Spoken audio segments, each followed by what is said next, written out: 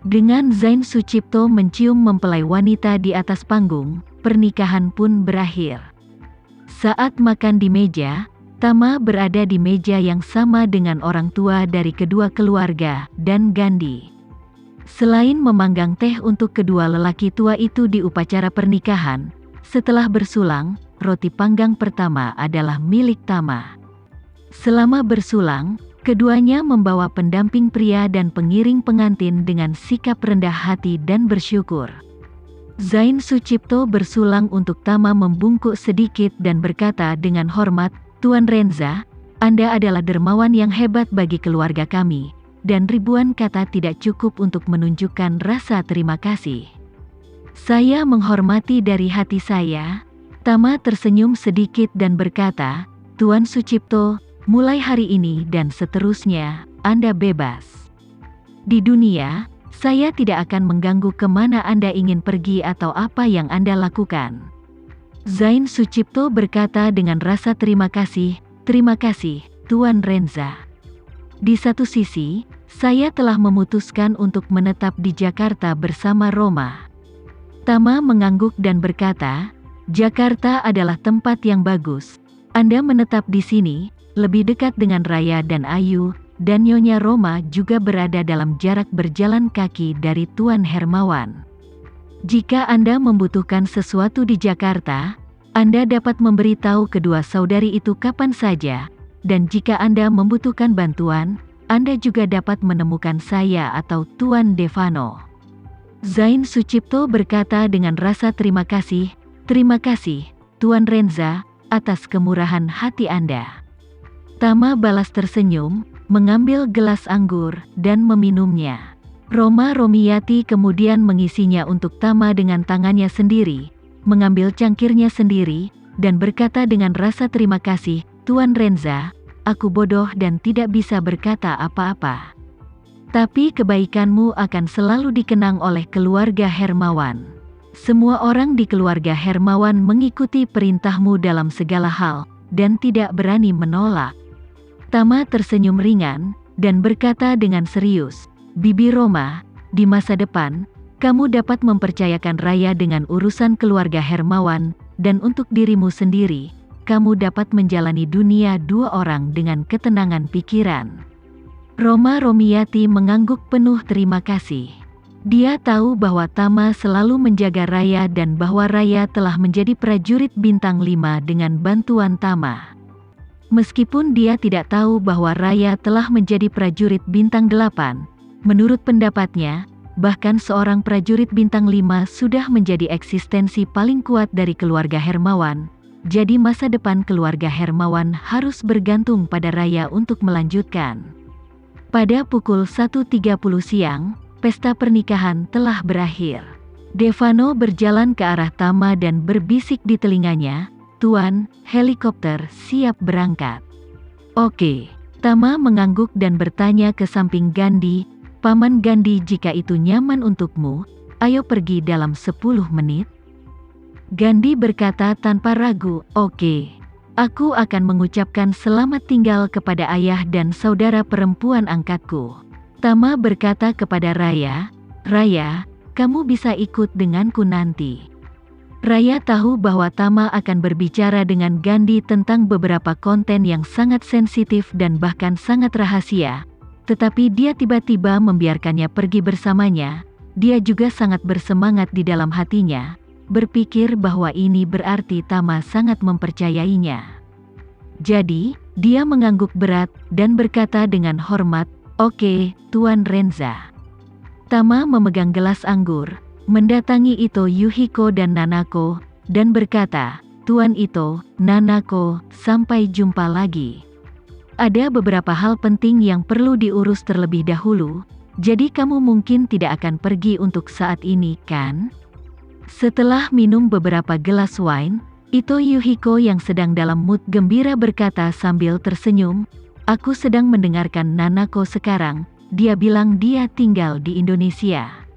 Aku akan tinggal selama yang dia inginkan." Setelah selesai berbicara, dia mengubah topik pembicaraan dan bercanda, "Jika Nanako berpikir bahwa aku, seorang lelaki tua, menghalangi dan memintaku untuk kembali dulu, aku tidak keberatan, dan aku siap berkemas dan pergi kapan saja. Nanako merasa malu dan dia berkata dengan marah, "Ayah, apa yang kamu bicarakan? Siapa yang mengira kamu menghalangi?" Ito Yuhiko menghela nafas, dan berkata dengan serius, "Aku masih takut kalau aku tidak akan menghalangi. Kamu bilang akan lebih baik jika aku menghalangi." Nanako, yang pintar dalam es dan salju, segera mengerti arti kata-kata ayahnya, dan dia sangat malu. Sepasang tangan batu giok mengepal terus mengetuk meja, dan berbisik dengan tatapan marah, "Ayah, kamu menjadi semakin tidak sopan." Ito Yuhiko tersenyum, dan menoleh ke Tama, dan berkata, "Tuan Renza, kurasa kita tidak akan meninggalkan Jakarta dalam waktu singkat, jadi kita bisa bertemu lagi di lain hari." Melihat ayahnya semakin serius, Nanako dengan cepat menyesuaikan mentalitasnya dan membelai rambut di pelipisnya lagi. Dengan rambut sehalus sutra, dia berkata dengan lembut kepada Tama, "Tuan Renza akan pergi bekerja dulu jika ada yang harus kamu lakukan. Ayah dan aku memang berencana untuk tinggal di Jakarta selama beberapa hari. Kami telah disibukkan dengan pernikahan beberapa hari yang lalu. Saudari Linda Suteja dan aku selalu ada di sana. Aku tidak menemukan kesempatan untuk membuat janji." Tama mengangguk ringan, dan berkata sambil tersenyum, "Oke, setelah aku selesai menangani masalah ini, aku akan mengadakan perjamuan di Classic Mansion untuk mentraktir kalian berdua, juga Bibi." "Oke." Nanako tersenyum manis, dan berkata tanpa ragu, "Pokoknya, Jakarta adalah wilayahmu, dan kami akan mengikuti pengaturan di sini." Setelah salam, Tama, Gandhi, dan Raya meninggalkan hotel bersama. Mereka bertiga naik helikopter dari lantai atas hotel dan langsung menuju Villa Elsa. Hotel mata air panas ini, bersama dengan villa di tengah gunung di belakang, semuanya adalah milik keluarga Renza, dan jauh dari perkotaan, lingkungannya sepi, dan tidak ada yang mengganggu mereka, jadi Tama bermaksud untuk pesan tempat ini sebagai salah satu tempat untuk melatih master alam gelap di masa depan. Hotel Sumber Air Panas kini telah menutup bisnisnya ke dunia luar.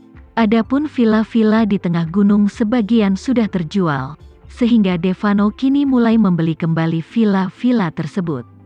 Mengingat kekuatan keluarga Renza dan tawaran Devano yang jauh melebihi harga pasar, pemilik villa ini dengan mudah setuju untuk membeli kembali, dan sekarang mereka telah menandatangani kontrak untuk pindah satu demi satu, dan mulai melewati properti tersebut.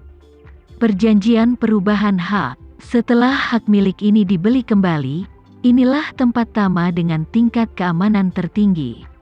Helikopter mendarat di halaman villa pemandian air panas Tama.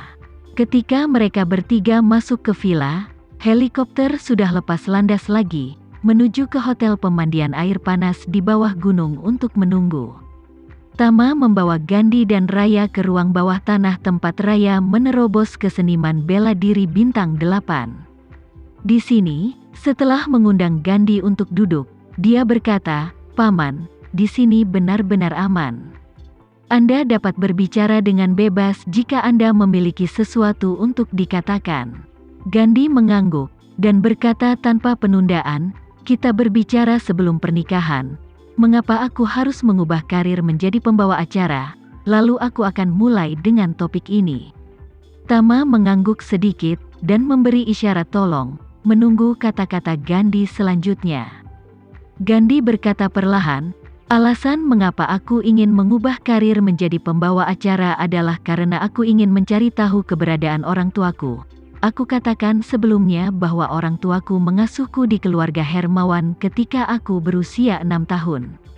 Keberadaan mereka tidak diketahui." Tama bertanya, "Jadi Anda berharap setelah Anda menjadi pembawa acara terkenal, mereka akan memiliki kesempatan untuk melihat Anda?" "Ya," Gandhi berkata dengan tatapan membara, "Sebenarnya, aku selalu mengira mereka pasti mengalami kecelakaan. Jadi mereka tidak pernah kembali untuk mencariku." Berbicara tentang ini, Gandhi menghela nafas, dan berkata, "Sampai 20 tahun yang lalu, hanya beberapa hari sebelum ayahmu mengalami kecelakaan, dia mengirimiku pesan. Dia memberitahuku bahwa ada kemungkinan besar orang tuaku masih hidup." Tama sedikit mengernyit dan bertanya kepadanya, "Ayahku? Bagaimana dia bisa tahu tentang orang tua Anda?"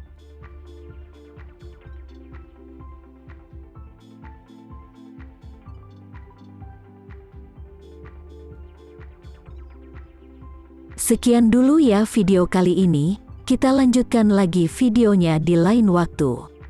Oh iya, bagaimana menurut kalian? Semoga bisa sedikit menghibur kalian semua.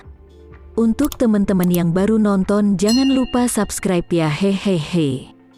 Dan kalau teman-teman ada yang ingin gabung langganan, bisa langsung gabung saja untuk dapat fitur yang menarik dan sedikit membantu Mimin.